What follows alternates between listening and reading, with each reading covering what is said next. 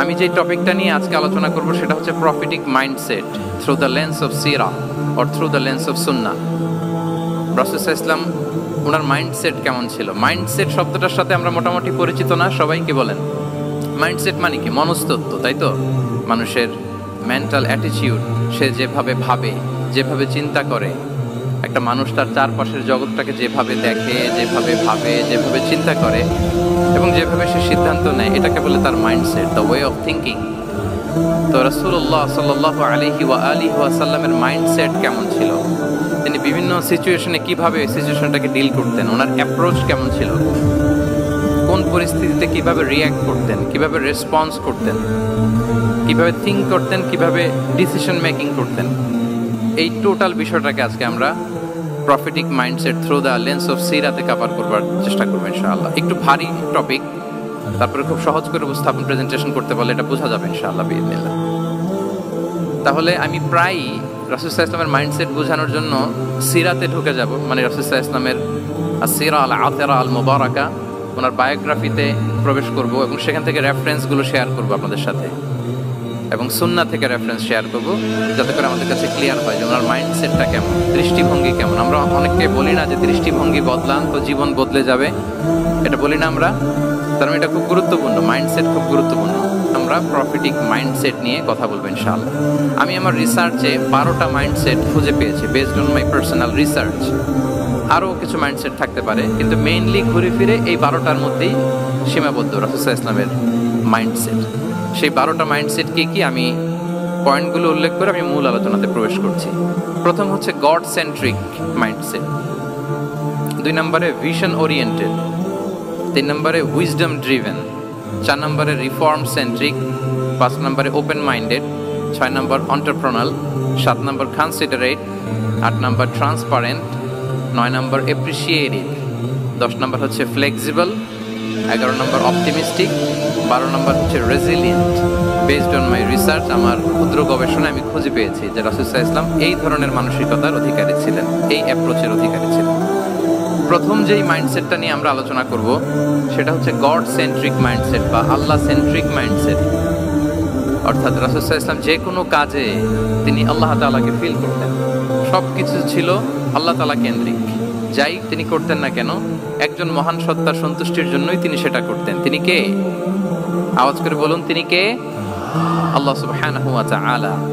তার সন্তুষ্টির জন্যই তিনি সব কিছু করতেন এবং সব সময় তিনি এটা ফিল করতেন যে আমার আসল ভরসা স্থল হচ্ছে আল্লাহ তাআলা। আসল ভরসা স্থল কে?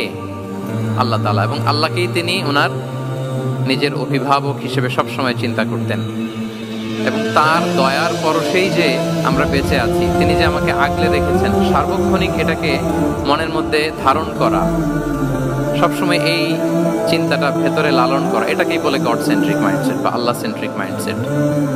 এই মাইন্ডসেটের অধিকারী যদি আপনি হতে পারেন, আপনি একটা ডিভাইন পাওয়ার শিল্ডের ভেতরে থাকবেন, একটা ডিভাইন প্রোটেকশনে থাকবেন। চারিদিকে তুফান, ঝঞ্ঝা, ঝড়, অনেক কিছু, কোনো কিছু আপনাকে স্পর্শ করবে না, কারণ আপনার গড সেন্ট্রিক মাইন্ডসেট আছে। একটা মহাশক্তিধর সত্তার সাথে আপনার সংযোগায়ন আছে, কানেক্টিভিটি আছে। সো প্রথম মাইন্ডসেটটা হচ্ছে গড সেন্ট্রিক মাইন্ডসেট। রাসূল সাল্লাল্লাহু আলাইহি ওয়াসাল্লাম সবসময় সবকিছু আল্লাহ তাআলার সন্তুষ্টির জন্য করতেন এবং তিনি ভাবতেন আমার কেউ না থাক, আল্লাহ আছে। যার কেউ নাই তার কে থাকে? আল্লাহ আছে। এটাই হচ্ছে গড সেন্ট্রিক মাইন্ডসেট। আসুন আমরা সিরাতের ভেতরে ঢুকে যাই, যেটা আমরা বলেছি থ্রু দ্য লেন্স অফ সিরা। সিরাতের পরতে পরতে, সুন্নাহর পরতে পরতে আমরা দেখব যে তিনি গড সেন্ট্রিক মাইন্ডসেটের অধিকারী ছিলেন কিনা। আল্লাহর হাবিব সাল্লাল্লাহু আলাইহি ওয়া আলিহি ওয়াসাল্লাম একবার একটা যুদ্ধ থেকে ফেরার পথে মরুভূমির মাঝখানে সেনাবাহিনীকে থামিয়ে বিশ্রামের ঘোষণা দিলেন যে তোমরা একটু বিশ্রাম নাও। তো উনি একটা গাছের নিচে বিশ্রামের জন্য গেলেন এবং সেখানে গাছের ডালে ওনার তলোয়ারটা ঝুলিয়ে রাখলেন, ঝুলিয়ে বিশ্রাম নিতে লাগলেন, ঘুমিয়ে পড়লেন। হঠাৎ এক বেদুইন এসে রাসূল সাল্লাল্লাহু আলাইহি ওয়াসাল্লামের এই কোষবদ্ধ তলোয়ারটা কোষমুক্ত করে এরকম হাতে নিল। রাসূল সাল্লাল্লাহু আলাইহি ওয়াসাল্লাম ঘুম থেকে জেগে উঠলেন। এবার বেদুইন বলতে আরম্ভ করলো, মাইয়ামনাউকা মিন্নি, এই মুহাম্মদ তোমাকে এবার কে বাঁচাবে বলো, এই তো আমার হাতে তলোয়ার, কে বাঁচাবে? সাথে সাথেই আল্লাহর হাবিব সাল্লাল্লাহু আলাইহি ওয়া আলিহি ওয়াসাল্লাম উনি উত্তরে বললেন আল্লাহ। উত্তরে কি বললেন? কোনো চিন্তা ভাবনা নাই যে ওরে আঘাত করা যায় কিনা পাল্টা, বা কোনোভাবে ওর কনফিডেন্স ডাউন করা যায় কিনা, এদিক সেদিক কারো সাপোর্ট চাওয়া যায় কিনা, কোনো দিকে না তাকিয়ে কি বললেন? আল্লাহ। সব সময় তিনি আল্লাহ কেন্দ্রিক ছিলেন। এটাকে বলে গড সেন্ট্রিক মাইন্ডসেট। যে কোনো পরিস্থিতিতে তিনি আল্লাহ যে আমার সাথে আছেন এটা কল্পনা করতেন। এবং সুনানে আবু দাউদের একটি বর্ণনা এসেছে, রাসূল সাল্লাল্লাহু আলাইহি ওয়াসাল্লাম কান নবী সাল্লাল্লাহু আলাইহি ওয়াসাল্লাম ইযা হাযাবাহু আমরুন সাল্লা, তাকে যখন কোনো জিনিস বিচলিত করত তিনি জায়নামাজের মুসল্লায় দাঁড়িয়ে যেতেন, সালাতের জন্য দাঁড়িয়ে যেতেন। বিপদে পড়লেই আল্লাহর কাছে সেটা সঁপে দিতেন, শেয়ার করতেন। আমরা বর্তমানে কোনো বিপদে পড়লেই কি করি? আগে কোথায় শেয়ার করি? ফেসবুকে।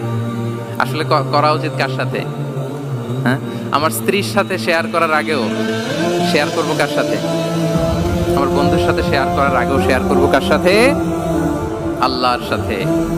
আমরা যদি হিজরতের ঘটনাটাকে একটু অ্যানালাইজ করি তাহলে দেখব যে গারে সাউরে যখন আল্লাহ রাসূল সাল্লাল্লাহু আলাইহি ওয়াসাল্লাম এবং আবু বকর রাদিয়াল্লাহু তাআলা ওনারা আশ্রয় নিয়েছিলেন রাত্রিবেলায়, কুরাইশরা যখন খুঁজতেছিল, আবু বকর রাদিয়াল্লাহু তাআলা বলেন যে কুরাইশদের পা দেখা যাচ্ছে, ওরা যে হেঁটে যাচ্ছে, একটু উকি মারলে আমাদেরকে দেখা যায়। তিনি অত্যন্ত ভীত সন্ত্রস্ত, তটস্থ, নিজের জন্য নয়, রাসূল সাল্লাল্লাহু আলাইহি ওয়াসাল্লামের সেফটির জন্য। রাসূল সাল্লাল্লাহু আলাইহি ওয়াসাল্লাম আবু বকর রাদিয়াল্লাহু তাআলাকে বলেন যে আবু বকর চিন্তা করো না, লা তাহসান ইন্নাল্লাহা মা'ানা, আবু বকর চিন্তা করো না, আল্লাহ আমাদের সাথে আছেন। সুবহানাল্লাহ। আমাদের সাথে কে আছেন? আল্লাহ আমাদের সাথে আছেন। এটা হচ্ছে গড সেন্ট্রিক মাইন্ডসেটের উদাহরণ। আপনার মনকে বুঝাতে হবে যে আল্লাহ আমার সাথে আছে। মনকে তুমি বুঝিয়ে বলো আল্লাহ আছে আমার সাথে। এই বাক্যটা মুখস্থ করা যাবে? মনকে তুমি বুঝিয়ে বলো আল্লাহ আছেন আমার সাথে। আপনার পুরো জীবনের সব কাজের সাথে যদি এই বাক্যটাকে মিলিয়ে ফেলতে পারেন দেখবেন যে কোনো কিছুই আপনার ক্ষতি করতে পারতেছে না। এটাকে বলে গড সেন্ট্রিক মাইন্ডসেট। আল্লাহ আমার সাথে আছেন, কেউ নাই কিন্তু আল্লাহ তাআলা আমার সাথে আছেন। এবং গড সেন্ট্রিক মাইন্ডসেটের সবচেয়ে বড় সুবিধা হচ্ছে আপনার মনে কখনো হতাশা কাজ করবে না, হতাশা বাঁধবে না, কারণ আপনার সাথে এক মহাশক্তিধরের কানেক্টিভিটি আছে। তিনি কে বলুন তো আওয়াজ করে?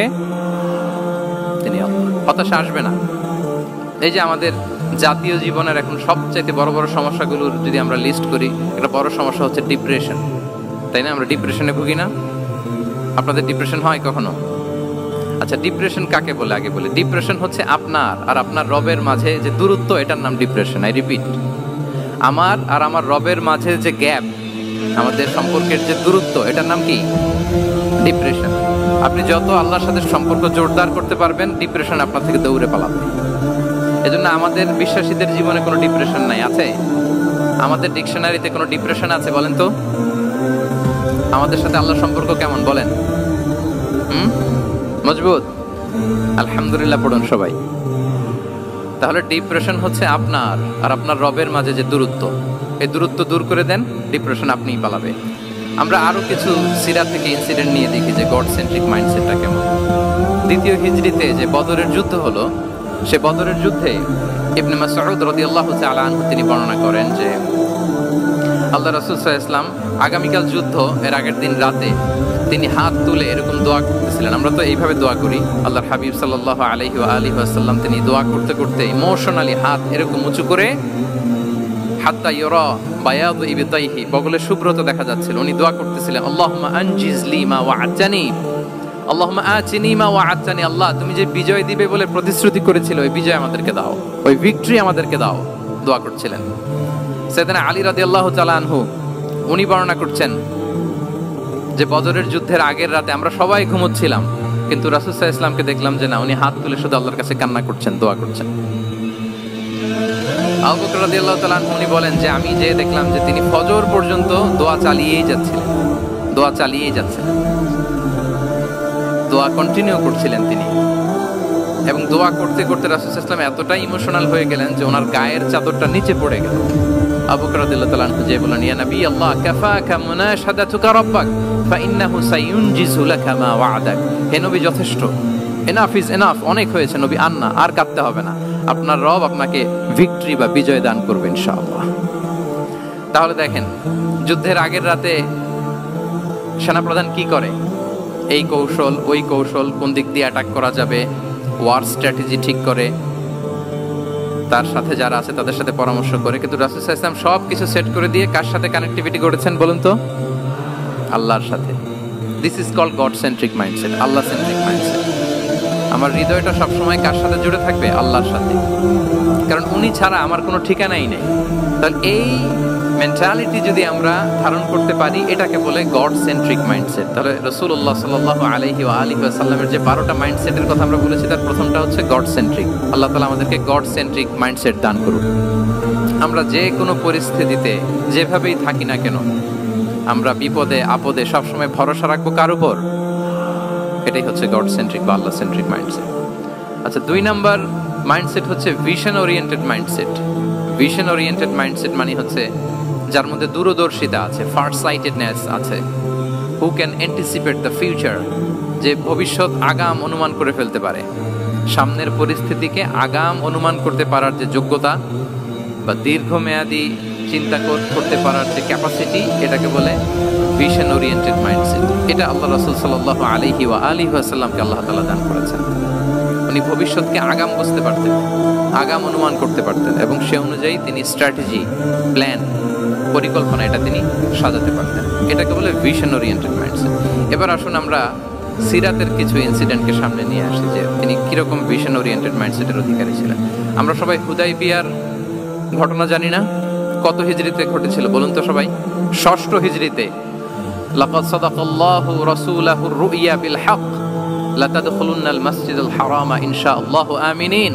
রাসূল সাল্লাল্লাহু আলাইহি ওয়াসাল্লাম 6ষ্ঠ হিজরিতে মদিনায় স্বপ্নে দেখলেন যে তিনি উমরা করতে যাচ্ছেন। তো নবীদের স্বপ্ন এটা কেবল স্বপ্ন নয়, এটা আল্লাহর পক্ষ থেকে ওয়াহি, রেভেলেশন। তো সেই হিসেবে তিনি 1400 সাহাবা নিয়ে উমরা করতে চলে গেলেন মক্কায়, কিন্তু মক্কাবাসী ঢুকতে দিল না, থামিয়ে দেয়া হলো। তো তখন একটা চুক্তি হয়েছিল, ওই চুক্তিতে বলা হলো, রাসূল সাল্লাল্লাহু আলাইহি ওয়াসাল্লাম লিখতে বললেন যে লিখো মিন মুহাম্মদ রাসূলুল্লাহ, আল্লাহর রাসূল মুহাম্মদের পক্ষ থেকে কুরাইশদের সাথে এই চুক্তি। কুরাইশরা আপত্তি করলো যে না, শুধু মুহাম্মদ লেখা যাবে, রাসূলুল্লাহ লেখা যাবে না, কারণ তুমি যে রাসূলুল্লাহ, আল্লাহর রাসূল, এটা যদি আমরা মেনে নেই তাহলে তোমার সাথে আর আমাদের দ্বন্দ্ব কিসের? আমরা তো ভাই ভাই হয়ে গেলাম, রাসূলুল্লাহ কাটো। সাহাবারা কেউ রাজি হয় না, বিশেষ করে ওমরে ফারুক রাদিয়াল্লাহু তাআলা, উনি রাজি হয় না, না না এটা কাটা যাবে না। রাসূল সাল্লাল্লাহু আলাইহি ওয়াসাল্লাম অনেক বলে কয়ে বুঝালেন যে না, দীর্ঘমেয়াদী চিন্তা করতে গেলে আমাদের এখন একটা শান্তি চুক্তির দরকার আছে, যাতে করে আমরা আমাদের গ্লোবাল নেভিগেশন সিস্টেম, দাওয়া সিস্টেমকে আরো স্ট্রং করতে পারি। অনেক বলে কয়ে রাসূলুল্লাহ কাটা হলো। এরপর তারা বলে চুক্তিতে লিখো যে এই বছর উমরা করতে দেয়া হবে না, এই বছর ফিরে যাবেন আপনারা সবাই। এটাও সাহাবারা রাজি হয় না, আল্লাহ রাসূল সাল্লাল্লাহু আলাইহি ওয়াসাল্লাম রাজি হলেন। আবার আরেকটা ক্লোজে লেখা হলো যে আগামী বছর আসলেও 3 দিনের বেশি থাকা যাবে না, সেটাও রাজি হয়ে গেল। রাসূল সাল্লাল্লাহু আলাইহি ওয়াসাল্লাম, সাহাবারা রাজি হচ্ছেন না। এরপর মক্কা থেকে কোনো লোক মদিনায় গেলে মদিনাবাসী তাকে রাখতে পারবে না, ফেরত দিতে হবে। কিন্তু মদিনা থেকে কোনো লোক মক্কায় আসলে মক্কাবাসী তাকে ফেরত দিতে বাধ্য থাকবে না। দেখেন, একটার পর একটা মুসলমানদের বিরুদ্ধে সব ক্লোজ যাচ্ছে, কোনো সাহাবীরাই রাজি হচ্ছেন না। কিন্তু আল্লাহ রাসূল সাল্লাল্লাহু আলাইহি ওয়া আলিহি ওয়াসাল্লাম তিনি বললেন যে না, লিখো লিখো।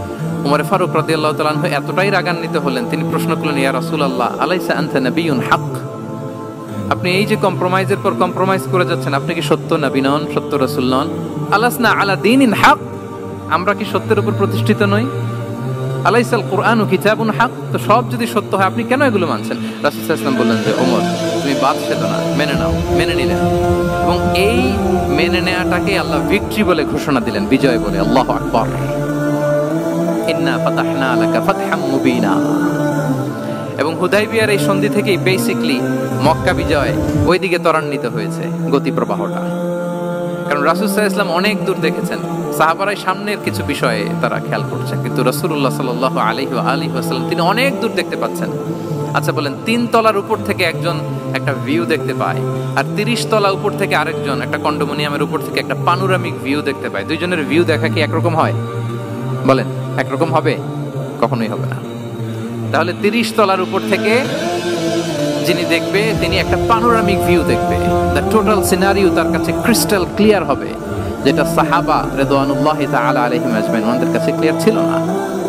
এবং ঠিকই এই যে এটা তো বেশি দিন স্থায়ীও হয়নি, 6ষ্ঠ হিজরি থেকে 8ম হিজরি, মাত্র 3 বছরের ব্যবধানে রাসূল সাল্লাল্লাহু আলাইহি ওয়াসাল্লাম যত রিজিওনাল সুপার পাওয়ার ছিল, ওয়ার্ল্ড সুপার পাওয়ার ছিল, পার্সিয়ান এম্পায়ার, তারপর Roman empire, Byzantine empire, Egyptian empire, সব এম্পায়ারদের কাছে চিঠি পাঠিয়েছেন, সালামুন আলা মান ইত্তাবা আল হুদা আসলিম তাসলাম। এবং ইসলামের এক্সপান্ড হয়েছে, ওনার গ্লোবাল নেভিগেশন সিস্টেম উনি চালু করেছেন।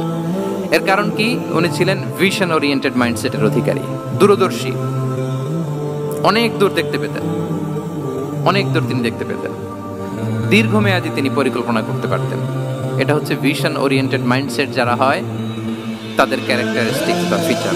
আরো একটা উদাহরণ দিই, আপনারা কি বলতে পারেন আবিসিনিয়াতে নবুয়তি কত সালে সাহাবারা হিজরতে গিয়েছিল? বলতে পারবেন কেউ? হ্যাঁ, নবুয়তি কত সালে? 5ম সালে। হ্যাঁ, নবুয়তি 5ম বছর ওনারা আবিসিনিয়াতে, বর্তমানে যেটা ইথিওপিয়া বা ইরিত্রিয়া, সেখানে সাহাবারা হিজরতে গিয়েছিলেন। এবং আবিসিনিয়াতে এই যে হিজরতে গেল, তারা সবাই মিলে ফিরে এসেছিল মদিনায় কবে? এটা কি কেউ জানেন? আল্লাহু আকবার, মাশাআল্লাহ মাশাআল্লাহ। বসুন। খায়বার বিজয়ের দিন এসেছিলেন। আবিসিনিয়াতে যারা হিজরতে গিয়েছিলেন তারা মদিনায় ব্যাগ এন্ড ব্যাগেজ সবকিছু নিয়ে খায়বার বিজয়ের সময় মানে 7ম হিজরিতে এসেছিলেন। তো রাসূল সাল্লাল্লাহু আলাইহি ওয়াসাল্লাম যখন মক্কা থেকে মদিনায় হিজরত করলেন, সব সাহাবারা মদিনায় চলে আসছেন। মদিনায় এখন একটা ইসলামিক সোসাইটি, ইসলামিক স্টেট। বদরের যুদ্ধে মুসলমানদের বিজয়, খন্দকে বিজয়, খন্দক তো 5মে। তারপরে ওনারা কেন আসে না বলেন তো? আসেনি। 7ম হিজরিতে এসেছেন। জাফর রাদিয়াল্লাহু তাআলা আনহুর নেতৃত্বে, সাইয়েদনা আলী রাদিয়াল্লাহু তাআলা আনহুর আপন ভাই, বড় ভাই, ওনার নেতৃত্বে যখন 7ম হিজরিতে ওখানে যাওয়ার 15 বছর পর যখন তারা সবাই ফিরলেন, রাসূল সাল্লাল্লাহু আলাইহি ওয়াসাল্লাম এত খুশি হলেন, তিনি বললেন, মা আদরি বিআইয়িহিমা আনা আফরাহ বিফাতহি খাইবার আও বিকুদুমি জাফর। আমি কোনটাতে বেশি খুশি আজকে আমি জানি না, খায়বার বিজয়ে বেশি খুশি না আমার ভাই জাফরকে পেয়ে বেশি খুশি। আল্লাহু আকবার, এত খুশি হয়েছিলেন। তো এখন এমনি তো মনে প্রশ্ন জাগে যে রাসূল সাল্লাল্লাহু আলাইহি ওয়াসাল্লাম যখন মদিনায় চলে আসলেন, কোরআনের আয়াতগুলো নাজিল হয়, সালাত ফরজ হলো, যাকাত আসলো, সব হলো, একটার পর একটা হচ্ছে, ইসলামিক স্টেট, তো ওনারাই কেন আবিসিনিয়াতে পড়ে আছেন? প্রশ্ন জাগে না? ওই সময় একটা ক্রাইসিস মোমেন্ট ছিল, তখন ওনারা গিয়েছিল আবিসিনিয়াতে, কিন্তু আসে না কেন? ওনারা এসেছেন 7ম হিজরিতে। এর কারণ আবিসিনিয়ায় কিছু মুসলিমদেরকে রেখে দেওয়া, এটা রাসূলুল্লাহ সাল্লাল্লাহু আলাইহি ওয়াসাল্লামের প্ল্যান বি ছিল। কি ছিল? Plan B. রাসূল সাল্লাল্লাহু আলাইহি ওয়াসাল্লাম অপেক্ষা করছিলেন যে মদিনাকে প্রথমে ইন্টারনাল যত থ্রেট আছে এগুলো থেকে মুক্ত করতে হবে, এরপরে মদিনাকে যত এক্সটার্নাল থ্রেট আছে এগুলো থেকে মুক্ত করতে হবে। সব যখন মুক্ত করে উনি দেখলেন যে না, মদিনা সেফ জোন, এখন আর আলাদা একটা বেজ, একটা এক্সট্রা সেফ জোন বা এডিশনাল বেজ আমার কোথাও দরকার নাই, তখনই তিনি লোক পাঠালেন যে যাও, জাফরের নেতৃত্বে আবিসিনিয়ায় যারা হিজরত করেছে তারা সবাই মদিনায় চলে আসো। সুবহানাল্লাহ বিহামদি। তাহলে একটা প্ল্যানে কাজ করতেন না। আমরা তো এরকম করি, একটাই প্ল্যান। প্ল্যান কয়টা? এটা যদি ওয়ার্ক না করে শেষ, আমও নাই, সালাও নাই। কিন্তু রাসূলুল্লাহ সাল্লাল্লাহু আলাইহি ওয়া আলিহি ওয়াসাল্লামের প্ল্যান এ ছিল, প্ল্যান বি ছিল, প্ল্যান সি ছিল। প্ল্যান এ ওয়ার্ক না করলে প্ল্যান বি তে যেতেন, বি ওয়ার্ক না করলে সি তে যেতেন, এইভাবে তিনি কাজ করতেন। তাহলে এটা হচ্ছে বেসিক্যালি ভিশন ওরিয়েন্টেড মাইন্ডসেটের অধিকারী যারা, তারা এটা করে, যারা ফিউচারকে অ্যান্টিসিপেট করতে পারে, আগাম অনুভব করতে পারে যে কি হতে পারে সামনে। এই যে বাংলাদেশের বিভিন্ন প্ল্যান পরিকল্পনা আমরা দেখা যায় যে এখান দিয়ে একটা ব্রিজ করে পরে ভাঙতে হয়, রাস্তা একটা তৈরির পরে ভাঙতে হয়, কোথায় এক টানেল হয়ে আছে প্রতি মাসে মাসে এখন লস হয়, তারপর 1 ঘন্টা বৃষ্টি হলে পুরো ঢাকা শহর এটা বন্যা হয়ে যায়। এগুলো হচ্ছে একাধিক প্ল্যান না থাকা, ভিশনারি অ্যাটিটিউডের অধিকারী না হওয়ার কারণে এই ঝামেলাগুলো আমাদের হচ্ছে। তো প্রফেটিক সিরার এই প্রফেটিক মাইন্ডসেট থেকে আমাদের নেয়ার বিষয় হচ্ছে এটা যে আমাদেরকে ভিশনারি অ্যাটিটিউডের হতে হবে। রাসূল সাল্লাল্লাহু আলাইহি ওয়াসাল্লাম ভিশন ওরিয়েন্টেড মেন্টালিটির ছিলেন। আগাম আজ থেকে 50 বছর পরে বাংলাদেশে কি ক্রাইসিস হতে পারে, আজ থেকে ঠিক 100 বছর পরে বাংলাদেশে কি হতে পারে, ওই রোড ম্যাপকে সামনে রেখে আমাদেরকে প্ল্যান করতে হবে। এটাকে বলে ভিশন ওরিয়েন্টেড মাইন্ডসেটের অধিকারী হওয়া। 3 নাম্বার হচ্ছে উইজডম ড্রিভেন মাইন্ডসেট। উইজডম মানে হচ্ছে প্রজ্ঞা। প্রজ্ঞা কি? জ্ঞান আর কমন সেন্স দুইটা একসাথে হইলে ওটারে প্রজ্ঞা বলে। When the knowledge and common sense join together, it reflects as wisdom. আপনার জ্ঞান এবং আপনার কমন সেন্স একসাথে হইলে ওটা উইজডম হয়ে যায়। রাসূল সাল্লাল্লাহু আলাইহি ওয়াসাল্লাম ছিলেন প্রজ্ঞায় সমৃদ্ধ এক মননের অধিকারী। ওনার সব কিছুতেই প্রজ্ঞা ছিল। উইজডম ইন গিভিং অ্যাডভাইস, উপদেশ দেওয়ার সময় ছিল। উইজডম ইন পলিসি মেকিং এর সময় সেখানে প্রজ্ঞা ছিল। Wisdom in action, strategic plan, কোনো স্ট্র্যাটেজিক প্ল্যানের ক্ষেত্রে প্রজ্ঞা ছিল। রাসূল সাল্লাল্লাহু আলাইহি ওয়াসাল্লাম একই প্রশ্নের উত্তর এক একজনকে এক একভাবে দিতেন। অনেক সাহাবারা জিজ্ঞেস করতেন যে রাসূলুল্লাহ একই প্রশ্ন, একে বললেন এইটা, ওরে বললেন ওইটা, ওরে বললেন আরেকটা, এটা কেন? রাসূল সাল্লাল্লাহু আলাইহি ওয়াসাল্লাম বললেন যে আমি জানি ওর কিসে ঘাটতি, আমি জানি ওর কি প্রয়োজন, আমি জানি ওকে কোন নাসিহাটা দিলে কাজ করবে, ফলে এক একজনকে আমি এক এক ভাবে ক্লারিফাই করেছি। আল্লাহু আকবার। This is called wisdom. আচ্ছা, উইজডম, রাসূল সাল্লাল্লাহু আলাইহি ওয়াসাল্লাম যে উইজডম ড্রিভেন মাইন্ডসেটের অধিকারী ছিলেন, এটার কয়েকটা এক্সাম্পল আমরা সিরাত থেকে দেখি। মক্কা বিজয় হয়েছে কত হিজরিতে? অষ্টম হিজরিতে যখন মক্কা বিজয় হলো, তখন রাসূল সাল্লাল্লাহু আলাইহি ওয়াসাল্লাম আম্মাজান আয়েশার সাথে গল্প করছিলেন আর বলছিলেন, আয়েশা, লাউলা হাদাসাতু আহদি কওমিকা বিল কুফরি লানাকাতুল কাবাতা ওয়ালা জাআলতুহা আলা আসাসি ইব্রাহিম। আয়েশা, তোমার এই মক্কাবাসী, তোমার এলাকার লোকজন যদি একটা কেওস সৃষ্টি না করতো, তাহলে কাবার যে আসল শেপ, আমি ওই আসল শেপে এটাকে ফেরত নিতাম, কিন্তু নিতে গেলে এখন একটা ঝামেলা বাঁধবে, এই জন্য নিব না। ব্যাপারটা হচ্ছে, আমরা এখন যে কাবাটাকে দেখি, এটা হচ্ছে স্কয়ার আকৃতি। স্কয়ার মানে কি? বর্গাকৃতি, তাই তো? বর্তমান কাবা কোন আকৃতির বলেন তো? একটা বড় কিউবের সাইজ না? দূর থেকে দেখলে মনে হয় একটা বড় কিউবের সাইজ, কিউবের আকৃতি মানে স্কয়ার, চতুর্ভুজ। কিন্তু সাইয়েদনা ইব্রাহিম আলাইহিস সালাম যে কাবা নির্মাণ করেছিলেন, এটা কিন্তু এরকম কিউব ছিল না, ওটা ছিল রেক্ট্যাঙ্গেল। রেক্ট্যাঙ্গেল ছিল, মানে আয়তাকৃতির ছিল, এরকম লম্বা। এই যে টেবিলটা যেরকম, টেবিলের যে শেপ এরকম ছিল, এরকম লম্বা কাবা ঘর ছিল আয়তাকৃতির। কিন্তু এখন এটা কমে স্কয়ার আকৃতির হয়ে গেছে। এর কারণটা কি? কাবা একবার ওখানে অগ্নিকাণ্ড ঘটার কারণে ধ্বংস হয়েছিল, ফলে কাবাকে আবার রিনোভেশন করা লেগেছিল, পুনর্নির্মাণ। তো কুরাইশরা সিদ্ধান্ত নিয়েছিল, কাবা পুনর্নির্মাণে আমরা কোনো হারাম টাকা ইউজ করবো না, যার কাছে যত হালাল টাকা আছে নিয়ে আসা হলো। কিন্তু হালাল টাকা যতটুকু জমা হয়েছে, এটা দিয়ে পুরো কাবা নির্মাণ হয় না, অর্ধেক হয়। ফলে কাবা যে আয়তাকৃতির ছিল, সেটা না হয়ে গেছে কি বলেন? বর্গাকৃতির, মানে স্কয়ার। ওই স্কয়ার কাবাই আজ পর্যন্ত রয়ে গেছে। কিন্তু ওই যে আয়তক্ষেত্রের যে শেপের মধ্যে যতটুকু জায়গা বাকি ছিল, ওইখানে দেখবেন একটা ক্রিসেন্টের মতো আছে, হেজরে ইসমাইল, হাতিমে কাবা বলে। ওইটার ভিতরে নামাজ পড়া আর কাবার ভিতরে নামাজ পড়া একই হুকুম। ওইটার ভিতরে নামাজ পড়া আর কাবার ভিতরে নামাজ পড়া কি একই হুকুম। ফলে ওই হাতিমের ভেতরে ফরজ সালাত আদায় হয় না, নফল সুন্নাত পড়া যায়।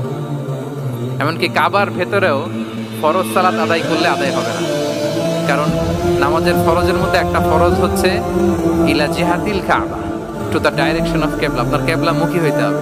আপনি তো কাবার ভিতরে ঢুকে গেছেন, এখন কাবা কোন দিকে? কাবা তো নাই, বের হইতে হবে। বের হয়ে কাবা মুখী হলে সালাত হবে। I think you got the point. তো তাহলে রাসূল সাল্লাল্লাহু আলাইহি ওয়াসাল্লামের উইজডম বা প্রজ্ঞাটা এখানে দেখেন। আম্মাজান আয়েশা রাদিয়াল্লাহু তাআলা আনহাকে উনি বললেন যে, আয়েশা, মক্কা তো বিজয় হলো, মক্কার কন্ট্রোল তো এখন আমার হাতে। চাইলে আমি কাবাকে ভেঙে সেই ইব্রাহিম আলাইহিস সালামের যে বেইজ, এরকম লম্বা করে শেপ দিতে পারি, কিন্তু দিব না, কেননা দিলে মক্কা একটা কেওস হতে পারে। কি হতে পারে?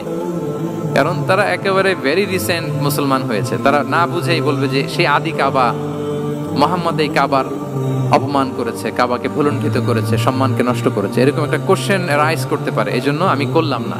সুবহানাল্লাহ। This is called wisdom. এটাকে কি বলে? প্রজ্ঞা। এটাকে প্রজ্ঞা বলে। তাহলে আপনার জ্ঞান এবং আপনার কমন সেন্স দুইটা যখন কানেক্ট করে, তখন সেটা প্রজ্ঞা হয়। প্রজ্ঞার আরেকটা উদাহরণ যদি দেই সিরাত থেকে, রাসূল সাল্লাল্লাহু আলাইহি ওয়াসাল্লামের যে কনফ্লিক্ট রিজলভিং ক্যাপাসিটি ছিল, যখন কাবাকে পুনর্নির্মাণ করা হচ্ছে, তখন হাজরে আসওয়াদকে বের করা লেগেছিল, এবং রিনোভেশন শেষে আবার হাজরে আসওয়াদকে তার জায়গা মতো, মানে ব্ল্যাক স্টোন, যেটাতে চুমু দিলে মানুষের গুনাহ মাফ হয়ে যায়, হাজরে আসওয়াদ, চিনতে পেরেছেন না? ফলে অনেক বোনেরা যাদের জন্য হেজাব নিকাব মেনটেন করা হচ্ছে ফার্জ, পর্দার কোনো বালাই নাই, পুরুষের সাথে ধাক্কা ধাক্কি করে তার শরীর মিশে যাচ্ছে, গা মিশে যাচ্ছে, ধাক্কা ধাক্কি করে একটা সুন্নতের জন্য ফরজকে স্যাক্রিফাইস করে ফেলতেছে। মানে ফোকাস ঠিক নাই আর কি, কোথায় যে কোনটা করতে হবে ওইটাই ভুলে গেছে। তো এই হাজরে আসওয়াদ পাথরকে আবার জায়গা মতো রাখতে হবে। এখন কে রাখবে? এই নিয়ে মারামারি মক্কায়।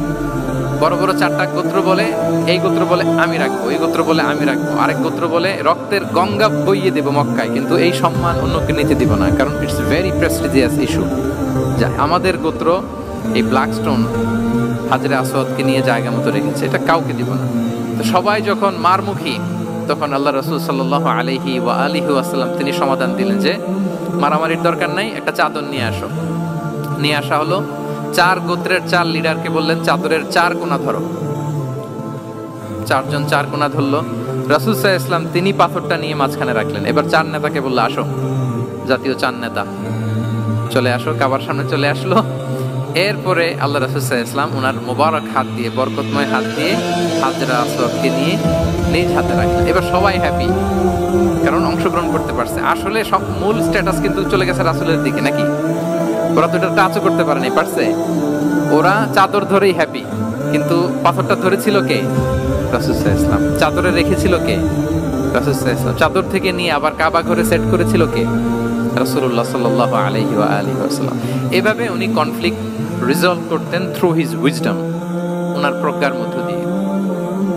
আমরা যদি তায়েফের ঘটনা দেখি, রক্তাক্ত হয়েছেন, পাহাড়রক্ষী ফেরেশতারা এসে বলেছে, রাসূলুল্লাহ জাস্ট অর্ডার করেন, আমরা কোলাপস করব এমন ভাবে the entire Taif city will be collapsed, একেবারে স্ম্যাশ করে দিব, পাউডার হয়ে যাবে। রাসূল সাল্লাল্লাহু আলাইহি ওয়াসাল্লাম বললেন, না, বাল আরজু আন ইউখরিজাল্লাহু মিন আসলাবিহিম মান ইয়াবুদুল্লাহ ওয়াহদাহু ওয়া লা ইউশরিকু বিহি শাইআ। তিনি বললেন, না, ওদেরকে ধ্বংস করে দিও না, ওদেরকে ধ্বংস করলে লা ইলাহা পড়বে কে? সুবহানাল্লাহ, কি উইজডম ড্রিভেন ছিলেন উনি। উনি বলেন যে আমি আশা করি, প্রত্যাশা রাখি, দোয়া করি যে ওরা আমাকে প্রত্যাখ্যান করেছে, কিন্তু ওদের যে নেক্সট জেনারেশন, ওরা সাক্ষী দিবে আশহাদু আল্লাহ ইলাহা ইল্লাল্লাহ ওয়া আশহাদু আন্না মুহাম্মাদার রাসূলুল্লাহ।